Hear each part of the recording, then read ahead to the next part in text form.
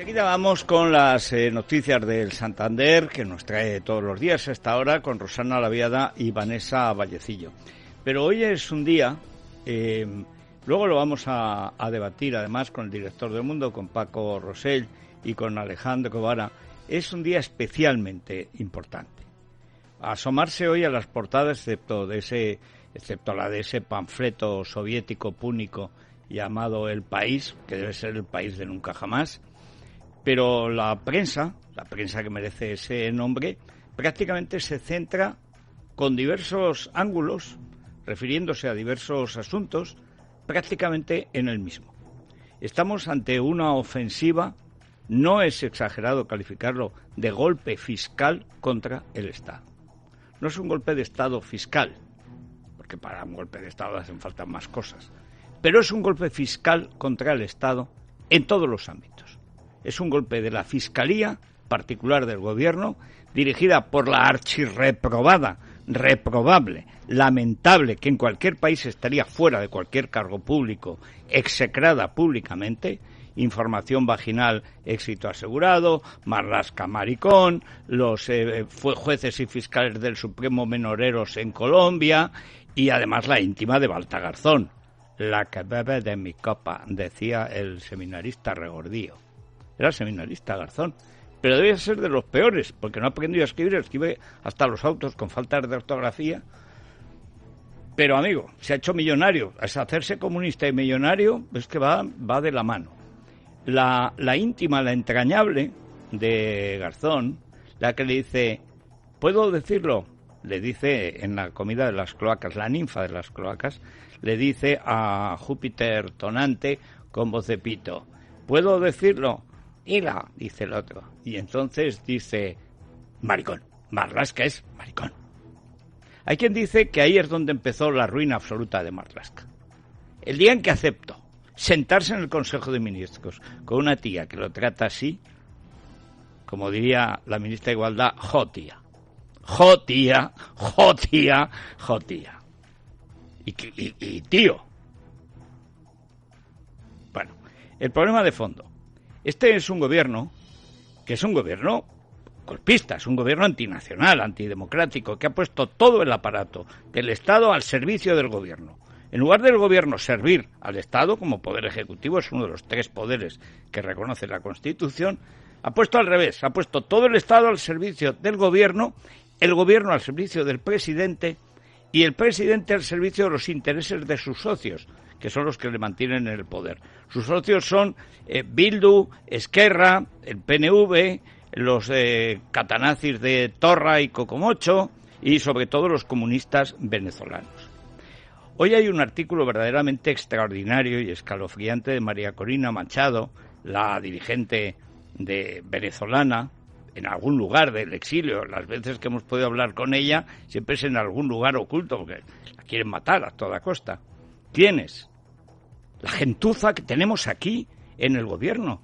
Tenemos en el gobierno los que han sido asesores del gorila rojo y del primate Maduro durante años, además de los asesores y abogados de las FARC, es decir, la guerrilla comunista narcotraficante. Bueno, ¿qué es lo que denuncia María Corina Machado? María Corina lo que denuncia es que ya está en el centro de Caracas izada la bandera iraní. Ya estaba la rusa, ya estaba la china, la Hezbollah, pero todo esto son alianzas que vienen ya. La alianza con Ahmadinejad es de Hugo Chávez. Y tal vez eso explica por qué también hubo dinero iraní para las payasadas televisivas del vicepresidente Iglesias. Pero lo que pide María Corina es una acción internacional, una operación inmediata con cascos azules o blancos o como se quiera de la ONU para impedir que se convierta Venezuela o que siga convirtiéndose Venezuela en lo que prácticamente se ha convertido. Ella, claro, como es venezolana, habla de Estado fallido. No es Estado fallido. Es el triunfo del gangsterismo internacional. Venezuela hoy es como el Afganistán de los talibanes. Es un sitio donde el Estado se dedica al delito, pero en colaboración con todas las mafias del mundo, desde las mafias de Estado de Pekín y de Moscú o de Teherán hasta las mafias vulgares y corrientes del narcotraficante más cercano. Todos se van repartiendo el trabajo, todos se matan entre sí. La ciudad más insegura del mundo es Caracas, con mucha diferencia. Nadie tiene más fácil morir que un señor de Venezuela. Pero al fondo, ¿qué es lo que está? Pues el comunismo moderno. El comunismo moderno ligado al delito. Es un poder totalitario repartido entre organizaciones totalitarias. Es un artículo para enmarcar. Y luego para tirárselo a la cabeza al presidente de turno, Zapatero, por ejemplo, a Mr. Bean, que llama a aliarnos. Recuerden la alianza de civilizaciones con Turquía, con Erdogan, el islamista, en cambio de con Estados Unidos. No, todo el mundo contra Estados Unidos. Tengo unas ganas de ver de rodillas a Zapatero, a ver si se da con el canto de una mesa, pero vamos. Porque como es Mr. Bean, seguro que se arrodilla para quedar bien, calcula mal, pum, ya aún se dará un golpe y será un chichón. Bueno, pero lo fundamental, ¿qué es lo que está haciendo la Fiscalía? Exactamente lo mismo que en Venezuela. Exactamente lo mismo. Todo lo que ha hecho en 6 meses este gobierno es lo que tardó 6 años en hacer Hugo Chávez. Ante todo, doblarle el pulso a la justicia, mediante la Fiscalía. Luego, los jueces. Después, el proceso electoral y luego ya el soborno generalizado de las Fuerzas Armadas. Ese fue el plan. Y triunfó. Pero repito, en 6 meses hemos cubierto aquí los 6 años que tardó Hugo Chávez en concretar su estado golpista, el del expropiese y me lo llevo. ¿Qué es lo que intenta liquidar la Fiscalía? El Estado contra el golpe de Estado en Cataluña, el Estado contra la manipulación que ha llevado a 44.000 muertos de la crisis sanitaria, el Estado contra cualquier tipo de manifestación mínimamente independiente de la justicia, es decir, el Estado contra los jueces, usando la Fiscalía y la Abogacía del Estado como escabeles corruptos para tratar de machacar a los jueces. A la juez Medel ya le están empezando a decir las mismas cosas que a la juez Alaya. Pero lo terrible es que a la cabeza de esta operación está abiertamente una fiscal cuya personalidad la hace inelegible para cualquier cargo público y cualquier salida privada. O sea, ayer, concretando casos, Trapero, que es la policía patriótica del golpe, Trapero, nada, una multa de unos pocos miles de euros y a la calle. Dice, no, es que no hay rebelión. Hombre, ya dijimos aquí que la sentencia de Marchena y sus unánimes era una puñalada al Estado de Derecho que abría el paso a que cualquier canalla en un cargo público concretara la canallada a favor del golpe. Era evidente, si tú te cargas el delito de rebelión y lo sustituyes por la ensoñación, ¿qué va a pasar? Pues que llega el policía al pistolón del golpe y resulta que es el pistolón de la ensoñación. Trapero soñaba. O sea, Trapero iba a las ruedas de prensa con pistola. No, era el sueño de una pistola. Trapero no hizo nada contra el golpe, hizo todo con el golpe. Pero en realidad, como estaba soñando, qué vergüenza Marchena y los 7 unánimes. Qué vergüenza el resto de su vida. No lo pagarán en 100 vidas que tuvieran. Este es solo un efecto colateral. ¿Qué quieres? Bueno, hoy hay un vídeo que ha repuesto, no recuerdo si es el PP o Vox, pero vale la pena volverlo a ver, abrazada a la cintura de Franco Pardo, del chico de Marlaska, en la delegación del gobierno en Madrid, la fiscal general como garantía de su imparcialidad. Pero es que además insultan a la jueza, que al parecer es una costumbre ya de este gobierno. O sea, ya no es que insulten a la oposición, les llamen asesina, criminal, golpista y tal. No, es que insultan directamente a la... Pero esto, el fiscal y la abogada del Estado. Dice que ¿por qué se ha dado tanta prisa? Pues la misma que vosotros en borrar los muertos, canallas. 44.000 muertos que van a tener ahora que poner oficialmente. Ha dicho la Organización Mundial de la Salud que España tiene que poner, como todo el mundo, el número de muertes por virus o por evidencias de contagio de virus, como posible caso. Y por cierto, la última, hoy vamos a tener en la tertulia al presidente de la Asociación de Geriatría Española, publicaron ayer un informe minuciosísimo, desmontando una por una todas las criminales mentiras del vicepresidente de este gobierno criminoso y criminal, a propósito de las residencias de ancianos. Todas, incluso algunos de la derecha tonta, de la derecha que no quiere crispar, que como leen El País, es decir, como no leen más que mentiras, pues entonces a lo mejor se han creído la propaganda comunista. Bueno, pues no es verdad ni que se abandonara a los ancianos, ni que no hubiera nadie cuidándolos, eso es mentira. Es mentira. 10.000, solo en Madrid, 10.000 ancianos fueron tratados en el hospital. Y los que no se mandó al hospital es porque estaban mejor en la residencia, porque su estado pues era muy malo y era peor el estado de los hospitales que el de las residencias. Recuerden cómo estaban los hospitales hasta los pasillos. Pues a un señor de 90 y muchos años, como comprenderán, no le hacía ningún bien llevarlo a un hospital donde no cabían. Pero bueno, sobre eso hablaremos ya con el presidente de Geriatría. Vamos a empezar por uno de los asuntos que demuestran hasta qué punto estamos ante un golpe de la Fiscalía al Estado. El informe del forense del 8 de marzo. Es absolutamente inequívoco, implacable. Si tuviera vergüenza, el amigacho de la fiscalacha se habría ido a su casucha. Pero se habría ido ya. Resulta que una semana antes del 8 de marzo dice a sus empleados en la delegación del gobierno que tomen precauciones con el coronavirus. Sí, en la misma delegación del gobierno, que una semana después permite las manifestaciones. No, las alienta. ¿Eso es prevaricar? En fin, Rosana, buenos días. Buenos días, Federico. La juez Carmen Rodríguez Mel ya tiene sobre la mesa el informe forense que asegura que Fernando Simón y Fernando Illa subestimaron la gravedad del coronavirus. En un informe de 60 páginas, Julio Lorenzo Rego afirma que la hecatombe en España se veía venir y que, a juzgar por las palabras del ministro de Sanidad el 3 de marzo, alertando ante la transmisión comunitaria, se deberían haber cancelado actos masivos en España.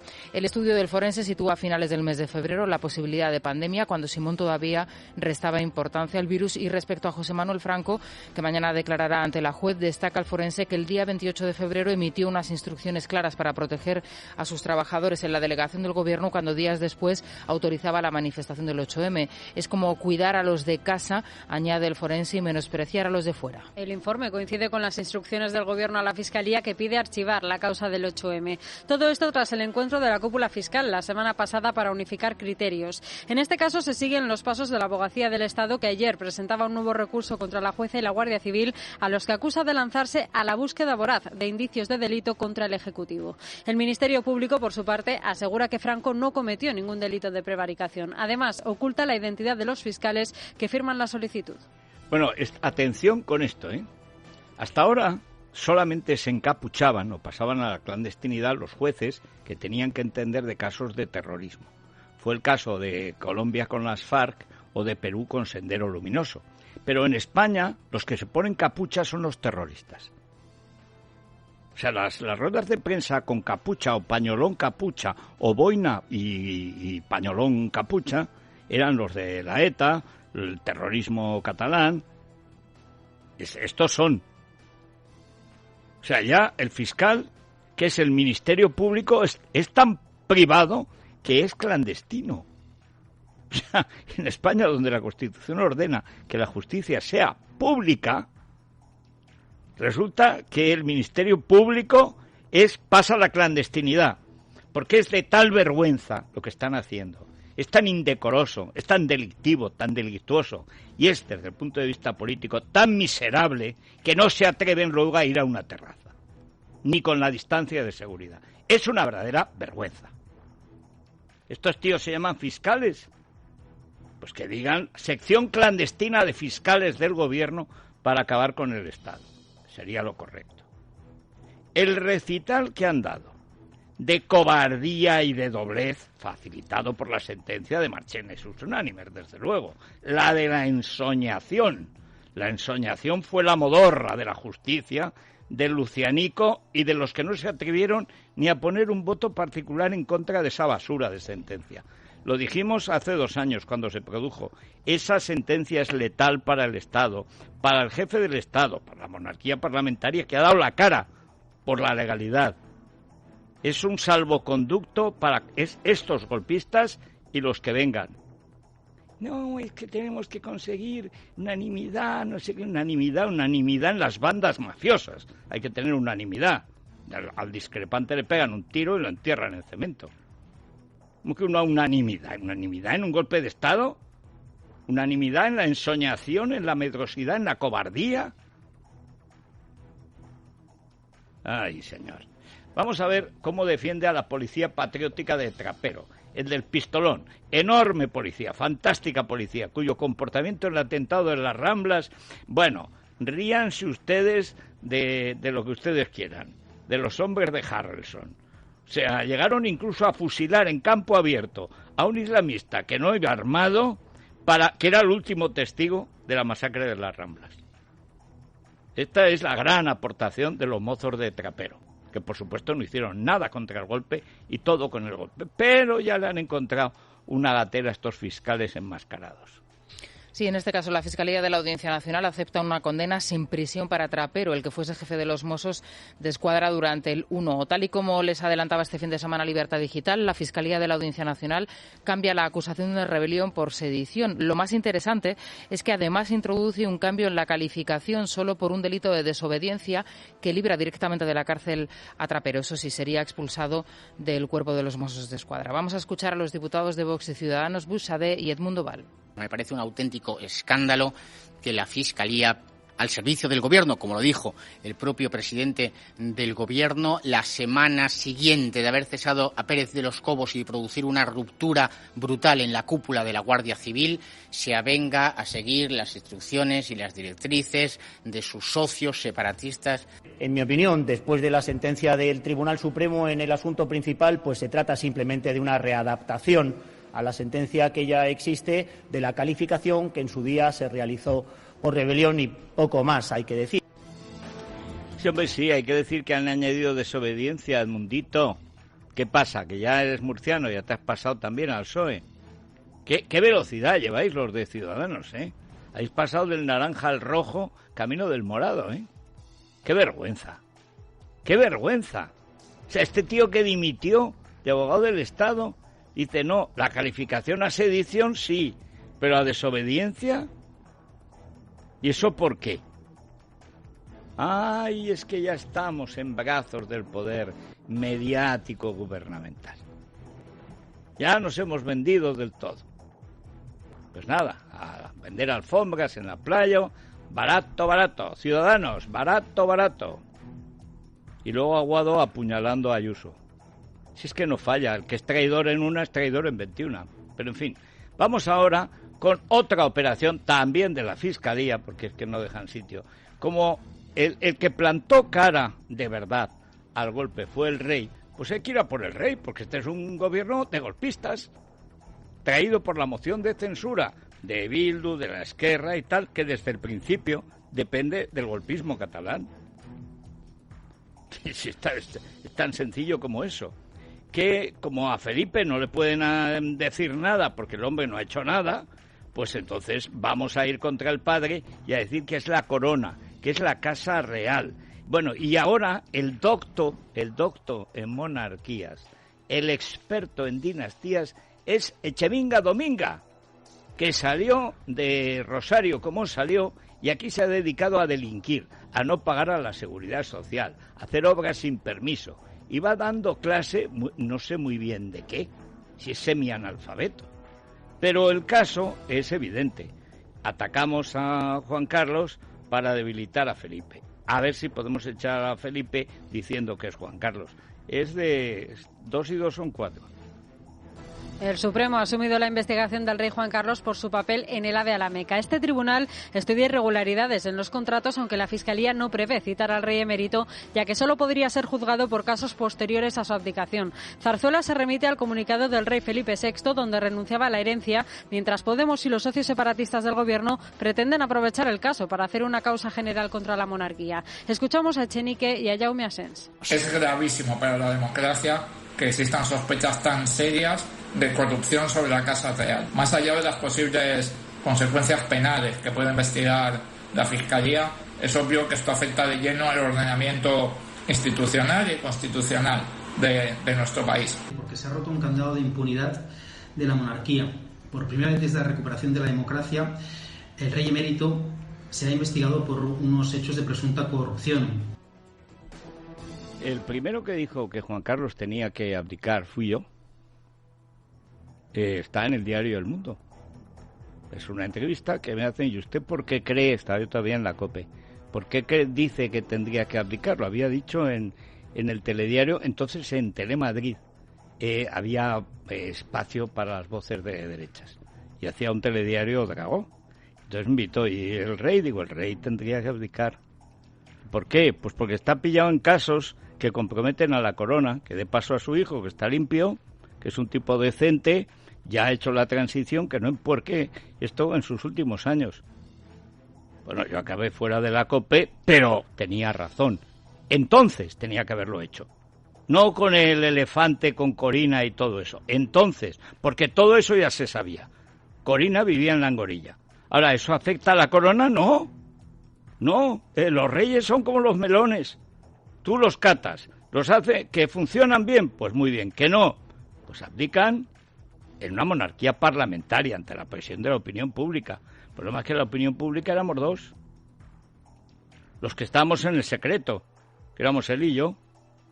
Ya sé, banda, que las presiones que hizo en la COPE llamaba el vicario general castrense, llamaba todas las mañanas a don Bernardo a ver si convencía a Rouco de que me echara. Luego los amigachos, Alberto Alcácer y compañía, tuvieron 10 años en el banquillo. Otro amigacho, Gallardón, 5. Pero yo tenía razón. Por el bien de España, la corona tenía que prescindir de Juan Carlos, que hizo cosas extraordinarias en la transición, pero que se había echado a perder de la mano del PSOE, naturalmente. Es el gran corruptor de todas las monarquías. Y felizmente, pues al final, Dios se escribe recto con renglones torcidos, pues aunque fuera con el elefante, con el trompazo que se pegó, las infinitas operaciones de cadera, pues al final tuvo que abdicar, llegó Felipe y bendito sea Dios, menudo cambio.